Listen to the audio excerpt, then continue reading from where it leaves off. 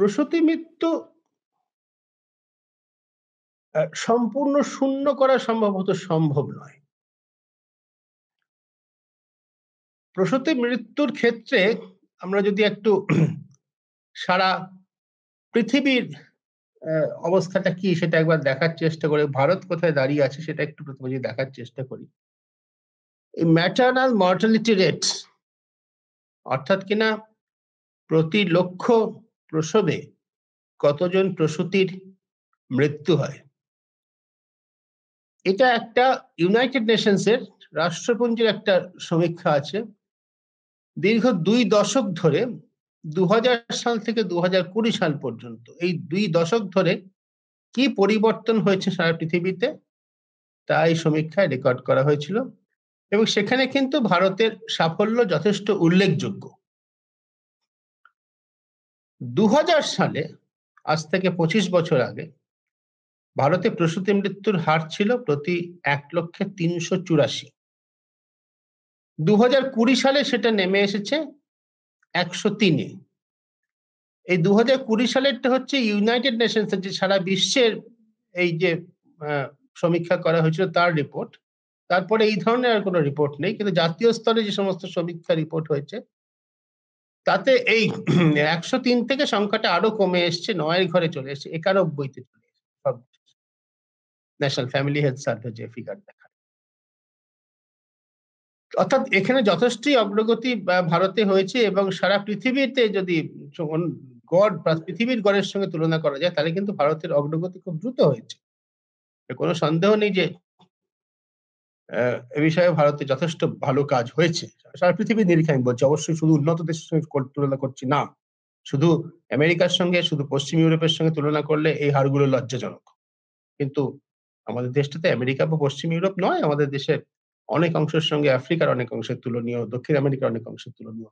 আর পৃথিবীর গড়ের তুলনায় আমাদের উল্লেখযোগ্য উন্নতি হয়েছে। সারা পৃথিবী গড়ে বছরে এটা 2% করে কমাতে পেরেছে। আমরা ওই 2 দশকে কমাতে পেরেছি 6% বেশি করে প্রতি বছর। উল্লেখযোগ্য, কোনো সন্দেহ নেই। পশ্চিমবঙ্গের ক্ষেত্রে পশ্চিমবঙ্গ কিন্তু জাতীয় গড়ের থেকে খুব বেশি পিছিয়ে নেই। যে পরিসংখ্যান আমরা দেখছি পশ্চিমবঙ্গ জাতীয় গড়ে কাছাকাছি আছে, সামান্য বরঞ্চ ভালোই আছে। সর্বশেষ যে পরিসংখ্যান ন্যাশনাল ফ্যামিলি হেলথ সার্ভে এবং প্রেস ইনফরমেশন ব্যুরোর যে রিলিজ রয়েছে তাতে 3 বছরে করে হিসেবটা হয়। 2016 থেকে 18 যে হিসেব রয়েছে তাতে সর্বভারতীয় হিসেবে গড়টা হচ্ছে 113, আর পশ্চিমবঙ্গের ক্ষেত্রে সেটা হচ্ছে 98। অর্থাৎ সর্বভারতীয় গড়ের তুলনায় পশ্চিমবঙ্গ ভালো জায়গাতেই আছে। মানে খুব গর্ব করার মতো কিছু নয়, সেটাও যথেষ্ট বেশি মৃত্যুই, কিন্তু সর্বভারতীয় গড়ের তুলনায় আমরা খারাপ জায়গায় নেই, এটা হচ্ছে বলার কথা। মেদিনীপুর হাসপাতালে যে ঘটনাটা ঘটলো এবং তার পরবর্তীকালে তার জেট ট্রেনে যেগুলো আমরা দেখতে পাচ্ছি তার মধ্যে কিন্তু আসলে অন্য ঘটনার ছায়া রয়েছে। আপাত দৃষ্টিতে তদন্তে যেটা সামনে এসেছে সেটা অত্যন্ত লজ্জাজনক এবং আমরা কিন্তু জানি, আমরা সকলেই জানি এই রোগটা পশ্চিমবঙ্গের স্বাস্থ্য ব্যবস্থার এই রোগ নতুন নয়। যে ডাক্তারের সরকারি হাসপাতালে থেকে ডিউটি করার কথা, একই সময় তিনি কাছাকাছি জায়গায় অন্য কোনো বেসরকারি নার্সিং হোমে প্রসব করাচ্ছেন, প্রসব করিয়েছেন। এটা কিন্তু তদন্তে উঠে এসছে এবং ডাক্তারদের সংগঠন তারা যতই প্রতিবাদ করুক, যতই আন্দোলনের কথা বলুক, এই সরল সত্যটা তারা অস্বীকার করতে পারছে না। বিশেষ ওই ডাক্তারের ক্ষেত্রে যে তিনি সরকারি ডিউটিতে ফাঁকি দিয়ে, সরকার যখন যেখানে তাকে ডিউটি সেখানে ডিউটি না করে তিনি অন্য জায়গায় পয়সা নিয়ে কাজ করছিলেন। It is a criminal offence, ফৌজদারি অপরাধ, এবং তার জন্য দেশের আইন অনুযায়ী যে শাস্তি তার হওয়া উচিত সেই শাস্তি আমরা দাবি করছি। ওই দিন যে সমস্ত সিনিয়র ডাক্তারদের উপস্থিত থাকার কথা ছিল ওটিতে, তারা যদি না থেকে থাকেন, আপাত দৃষ্টিতে তদন্তে তাই বেরিয়ে এসছে, তারাও নিঃসন্দেহে গর্হিত অপরাধ করেছেন, ডিউটি করেননি। কিন্তু এর পরে যে অংশটা আসছে তার সূত্র ধরে যেটা রাজ্য সরকার নির্দেশিকা জারি করে বলে দিল যে পিজিটিরা কোনো অপারেশন করতে পারবে না।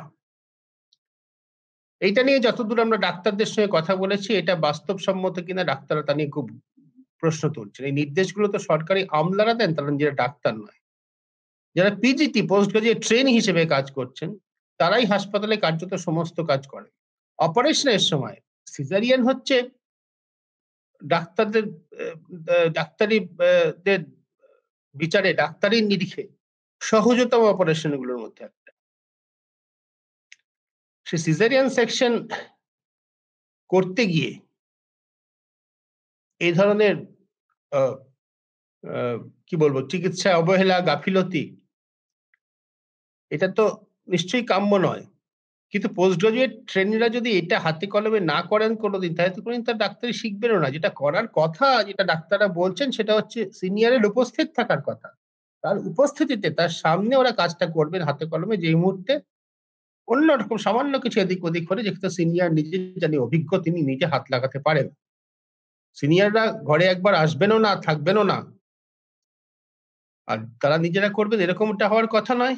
বা সিনিয়ররাই করবেন, তারা দূর থেকে আ হাত গুটিয়ে বসে থেকে শুধু দেখবেন, হাত লাগাতে পারবেন না। এটা হলেও তারা কোনদিন কাজটা শিখবেন না। আসলে আমাদের সবকিছুতেই যা হয়, knee jerk reaction একটা হয়।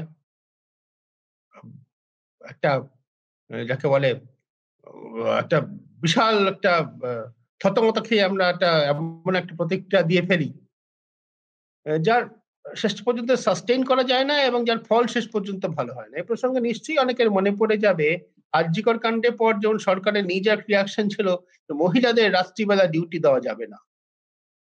সুপ্রিম কোর্ট পর্যন্ত পরে সেটাকে নস্যাৎ করে দিয়ে বলল, এটা হতে পারে না যে মহিলা চিকিৎসকরা, মহিলা স্বাস্থ্যকর্মীরা রাত্রিবেলা ডিউটি করবেন না। এটা হতে পারে না। তাদের স্বাস্থ্য ব্যবস্থাই ভেঙে পড়বে। তারপরে আমরা যেটা দেখলাম, তার মধ্যে কিন্তু ওই যেটা ডাক্তাররা অভিযোগ করছেন, তার গন্ধ সত্যিই পাওয়া যাচ্ছে। যেহেতু জুনিয়র ডাক্তারদের একটা আন্দোলন রাজ্য সরকারকে খুবই অস্বস্তিতে ফেলেছিল।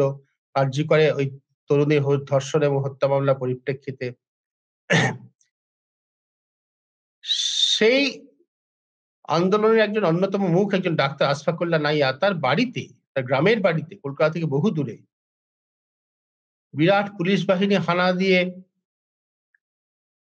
আহ, কিছু কাগজপত্র বাজেয়াপ্ত করলো। তিনি নাকি মিথ্যা পরিচয় দিয়ে, তিনি যা নন এমএস, অর্থাৎ মাস্টার্স ডিগ্রি তার রয়েছে, এই পরিচয় দিয়ে তিনি নাকি ডাক্তারি করছিলেন। তার নিজের বক্তব্য, ওই পরিচয় তিনি দেননি, তিনি পিজিটি বলে লিখছিলেন। বিজ্ঞাপন দেওয়ার জন্য অন্য কেউ লিখতে পারে, সত্যি তার দায় তার নয়। কিন্তু তিনি যদি জেনে থাকেন, সেটা নিশ্চয়ই তার প্রতিবাদ করা উচিত ছিল, বন্ধ করা উচিত ছিল। সেটা আমরা জানি না। কিন্তু একজন ডাক্তার, তিনি এক ধাপ নিজের ডিগ্রি বাড়িয়ে বলেছেন, তার জন্য বিশাল পুলিশের দল গিয়ে তার বাড়িতে অভিযান চালানো, এটা ঠিক সাধারণভাবে হওয়ার কথা নয়, এটুকুই বলা যেতে পারে।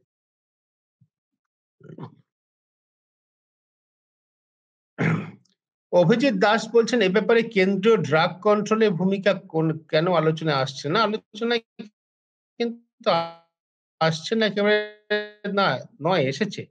কেন্দ্রীয় ড্রাগ কন্ট্রোলের তরফ থেকে যে সমস্ত আ স্যালাইন, যে সমস্ত ওষুধ বন্ধ করার কথা বলা হয়েছিল, সেগুলো কিন্তু যথাসময়ে বন্ধ করা হয়নি। পশ্চিমবঙ্গের ক্ষেত্রে তো এরকম দেখা গেছে, যখন বন্ধ করার কথা, নির্দেশ দেওয়া হয়েছে, ওটা বন্ধ করার কথা, তারপরে ১ মাস ধরে সেই জিনিস ব্যবহার হয়েছে। নিষেধাজ্ঞা যেগুলো রেগুলেটরি এজেন্সি, তারা তো শুধু বলতে পারে এটা বন্ধ করুন, বন্ধ করে দেওয়া হোক। কিন্তু বাস্তবে সেটা প্রকিউর করা হচ্ছে কিনা, ব্যবহার করা হচ্ছে কিনা, সেটা দেখা তো এই এজেন্সি গুলো করতে পারে না, সেটা তো হাসপাতালের কাজ। সেটা হাসপাতাল কর্তৃপক্ষই বলতে পারবেন কেন তারা হয়েছে। সব মিলিয়ে যেটা হয়েছে, সেটা আ সরকার তার গাফিলতি এড়াতে পারে না। আরেকটা জিনিস, সেটা হচ্ছে ডাক্তারদের যখন দায়ী করা হচ্ছে, পুরো ডাক্তারদের বিরুদ্ধে যদি ফৌজদারি মামলা দায়ের করা হয়, তাহলে এই মৃত্যুর জন্য মামুনুর দাস মারা গিয়েছেন, আরো ৩ জন এখনো পর্যন্ত লড়াই করছেন। এদের এই পরিণতির জন্য, এই অবস্থার জন্য, যদি আ বাতিল হওয়া নিম্নমানের ওষুধ বা স্যালাইনে কোনো দায়িত্ব থাকে, তাহলে তার যারা প্রকিউর যারা করেছেন, যারা কিনেছেন, যারা ব্যবহার করছেন, তারা কেন দায়ী হবেন না? তাদের বিরুদ্ধে সমান ফৌজদারি দায় তো তাদের উপরও চাপা উচিত। আর.জি. কর কাণ্ডের ক্ষেত্রে যে কথাটা আমরা বলেছি বারবার, সেটা কি এখানেও প্রযোজ্য নয়? হতে পারে। ধরে নিলাম তর্কের খাতিরে সঞ্জয় রায় একাই হচ্ছে অপরাধী, সে একাই খুন এবং ধর্ষণের ঘটনাটি ঘটিয়েছিল। কিন্তু যে ব্যবস্থা সঞ্জয় রায়ের মতো একজন সিরিয়াল সেক্সুয়াল অফেন্ডারকে, একজন ধারাবাহিক যৌন অপরাধের রেকর্ড রয়েছে যার, সেরকম একজন ব্যক্তিকে হাসপাতালের মধ্যে মহিলাদের ওয়ার্ডে, যেখানে মহিলা ডাক্তাররা নার্সরা কাজ করেন সারা রাত্রি নির্জন এলাকায়, এইরকম একটা লোককে সেই এলাকায় ঢোকার অনুমতি দেয় যে ব্যবস্থা, সেই ব্যবস্থাও তো সমান অপরাধী। সেই ব্যবস্থার মাথায় বসে থাকা যে প্রিন্সিপাল, তিনি একজন সিভিক ভলেন্টিয়ারের সঙ্গে টেলিফোনে মাঝে মধ্যেই কথাবার্তা বলেন, তিনিও তো সমান অপরাধী। সাধারণ বুদ্ধি ন্যায় বিচারের দৃষ্টিতে তাই বলে। সুতরাং ডাক্তাররা কর্তব্যে গাফিলতি করেছেন, তাদের বিরুদ্ধে অবশ্যই ব্যবস্থা নেওয়া উচিত, এবং জুনিয়র ডাক্তাররা বা যেকোনো ডাক্তারদের সংগঠন, তাদের এটা অবশ্যই বিবেচনায় আনা উচিত যে তারা তো আইনের ঊর্ধ্বে হতে পারেন না। যিনি কর্তব্য পালন করেননি, কর্তব্যে ফাঁকি দিয়েছেন, তার জন্য একজন মানুষের মৃত্যু হয়েছে, অবশ্যই তার শাস্তি পাওয়া উচিত দেশের আইন অনুযায়ী। তার পিছনে যদি ডাক্তারদের সংগঠন দাঁড়ায়, তবে কিন্তু সাধারণ জনসমাজের সমর্থন তারা পাবেন না। কিন্তু একই সঙ্গে নিম্নমানের ডেট এক্সপায়ার করে যাওয়া, বাতিল হয়ে যাওয়া, নিষিদ্ধ ঘোষিত হওয়া ওষুধ এবং অন্যান্য উপকরণ যদি কেউ ব্যবহার করে থাকেন, ব্যবহার করার অনুমতি কেউ দিয়ে থাকেন, কিনে থাকেন কোনো কারণে, তাদের অপরাধের শাস্তি অবশ্যই একই সঙ্গে হওয়া দরকার। রাজ্য সরকার সমদৃষ্টির পরিচয় দেবে, সদ্ভাবনার পরিচয় দেবে, যদি এই দুটি দিকেই তাদের সমান নজর পড়ে। ফাঁকি দেওয়া ডাক্তাররা যদি শাস্তি পান, পাওয়া উচিত অবশ্যই, একই সঙ্গে ফাঁকি মারা বা ঘুষ নেওয়া স্বাস্থ্যকর্তারা, যার ফলে এই ধরনের জিনিস ব্যবহার হয়েছে, তাদেরও শাস্তির মুখে পড়া উচিত। যদি দুটো গোষ্ঠী, ডাক্তার এবং স্বাস্থ্যকর্তারা, দায়ী যারা, উভয়ই যদি শাস্তি পান, তাহলে কিন্তু মানুষের মনে এই ধারণা প্রতিষ্ঠিত হবে যে সরকার সমদৃষ্টিতে ব্যাপারটা দেখছে। তা না হলে কিন্তু মনে হবে সরকার ডাক্তারদের শাস্তি দিতে বেশি আগ্রহী এবং স্বাস্থ্যকর্তাদের, আমলাদের প্রোটেক্ট করতে বেশি আগ্রহী।